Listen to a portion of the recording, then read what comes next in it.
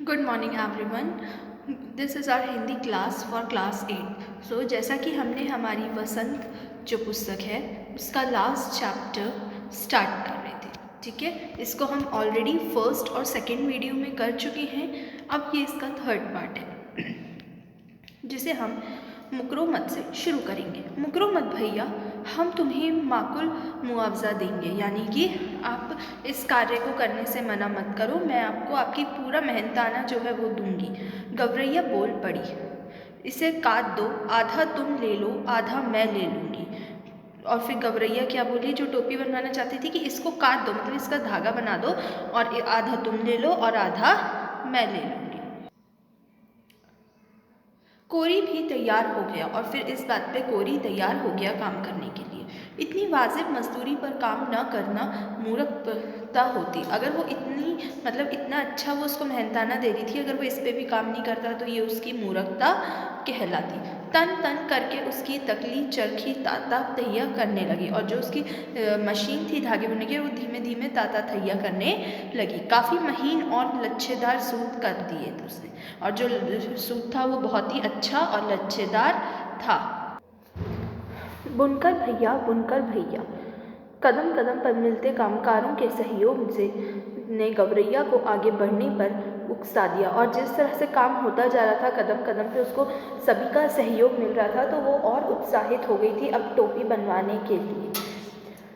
इसके बाद वे दोनों एक बुनकर के पास गए और इस्करार करने लगे, बुनकर भैया इस काते सूत से कपड़ा बुन दो। और फिर वे दोनों बुनकर कौन होता है, जो कपड़े बुनता है धागे से, ठीक है। तो वो बुनकर के पास गए और बड़े प्यार से बोले कि जो हमारा ये धागा है, लच्छेदार सूत है, इससे आप एक कपड़ा बुन दो। बुनकर इन्हें अकबक कर होकर देखने लगा, हटते हो कि नहीं यहाँ से, देखते नहीं अभी मुझे राजा जी के लिए बागा बुनना है। तो क्या बोलता है, अब बुनकर को गुस्सा आया क्योंकि वो अपना पहले ही राजा का काम कर रहा था, तो उसने बोला कि अब तुम हटते हो नहीं, कि तुम्हें दिख नहीं रहा मैं राजा जी के लिए काम कर रहा हूँ। अभी थोड़ी देर बाद ही राजा जी के कारिंदे हाजिर हो जाएंगे। और फिर क्या होगा, थोड़ी देर में जो राजा जी के कारिंदे हैं यानी जो कारगर हैं वो आ जाएंगे। साफ करे भाव तो चबाव करे चाकर, यानी कि उनके तो सारे काम नौकर चाकर करते हैं, लेकिन हमें अपने काम स्वयं करने होंगे, इसलिए जब तक उनके कारीगर आए हमें इसे पूरा करके रखना होगा। इतना कहकर बुनकर अपने काम में मशगूल हो गया, और इतना कहने के बाद वो अपने काम में मशगूल हो गया, मतलब कि अपने काम में मगन हो गया।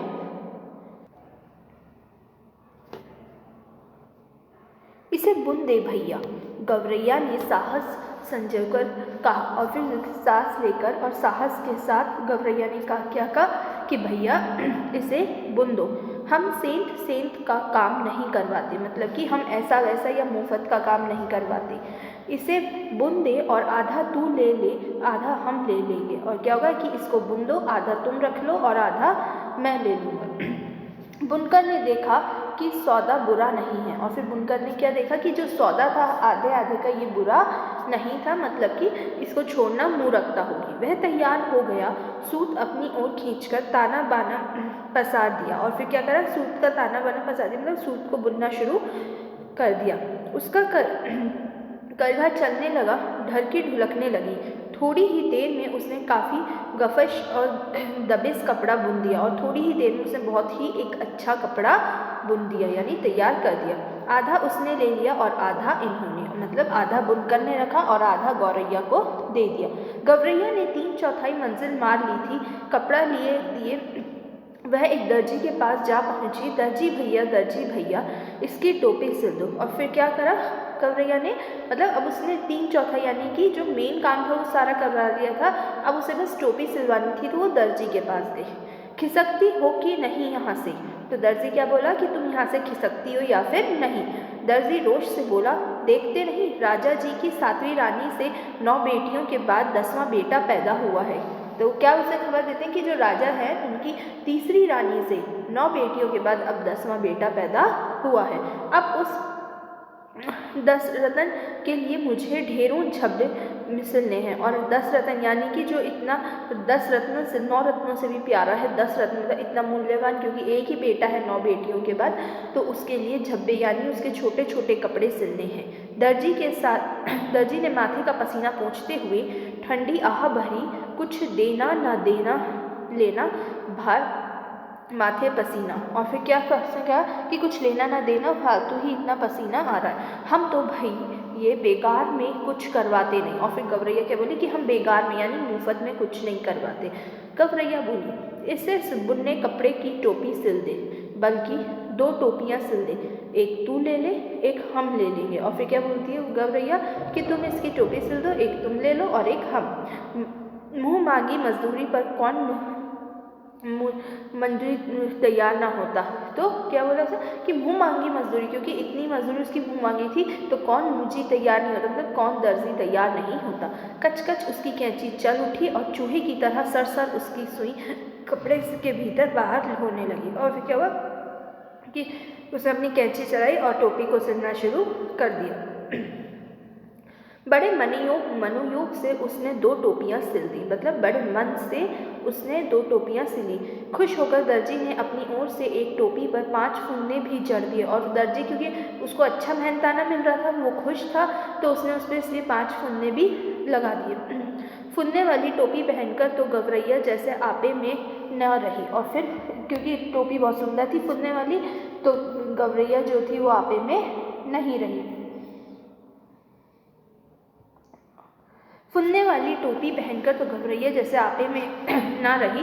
1.5 टांगों पर ही लगी नाचने, फुदक फुदक कर लगी गवरा को दिखाने, देख मेरी टोपी सबसे निराली 5 फुन देने वाली। और फिर वो बहुत खुश हुई और उस टोपी को पहनकर नाचने लगी और गवरैया गौरे को बोलने लगी कि देख मेरी 5 फुनने वाली टोपी, वाकई तू तो रानी लग रही है। और गौरा क्या बोलता है कि गवरैया तू तो वाकई में रानी लग रही है। गवरे को भी आखिरकार कहना पड़ा रानी नहीं राजा कहो मेरे राजा। और वो क्या कहता है कि नहीं मुझे रानी नहीं राजा कहो। कौन बोला ऐसा? गवरैया। गवरैया ऊंचा उड़ने लगी, अब कौन राजा मेरा मुकाबला करेगा। और फिर कहती है कौन सा ऐसा राजा है जो मेरा मुकाबला कर सकता है। टोपी पहनते ही उसके मन में एक नए हुलस ने जोर मारा कि क्यों ना इस मुल्क के राजा का भी एक बार जायज़ा लिया जाए, जिसके लिए इतने सारे काम होते हैं। उड़ते उड़ते वह राजा के महल के कंगूरे पर जा बैठी। और उसने सोचा कि जिस नगर में सभी लोग राजा के लिए काम करते हैं, क्यों ना यहाँ का एक बार जाके देखा जाए कि कौन है राजा और कैसी उसकी टोपी है। तो इसलिए वो राजा के महल में जाके फुंदकने पर बैठ गई। उसी वक्त राजा अपने चौबारे पर टहलुए से खुली धूप में फुलेल की मालिश करवा रहा था। और इतने में वो क्या कर रहा था इस समय पे कि जो उसका बाहर का चौराया था, चबूतरा था, उस पर अपने लिए मालिश करवा रहा था। राजा उस वक्त अर्धनंगा बदन और नंगे सिर था, और वो अर्धनंगा था और सिर भी उसका नंगा था, मतलब सिर पे कोई टोपी नहीं थी। एक टहलुआ सिर पर चंपी कर रहा था और एक टहलुआ क्या कर रहा था सिर पे चंपी। तो दूसरा हाथ पांव की उंगलियां फोड़ रहा था और तीसरा पीठ पर मुक्की मार रहा था, तो चौथा पिंडली पर बुद्धि गाड़ रहा था। मतलब सभी लोग 4 पहलवान उसकी मसाज करने में लगे थे। गवरैया कंगूरे पर से ही चिल्लाई मेरे सिर पर टोपी, राजा के सिर पर टोपी नहीं, राजा के सिर पर टोपी नहीं। तो वो जब महल में कंगूरे पर बैठी थी तो वहीं से बोली गवरैया कि मेरे सिर पर तो टोपी, लेकिन राजा के सिर पर टोपी नहीं है। मालिश करवाते राजा की नज़र गवरैया से टकरा गई और फिर उसने गवरैया को देखा। किसने? राजा को। गवरैया के सिर पर दानेदार फुंदकनेदार टोपी देखकर उसकी अकल चकरा गई।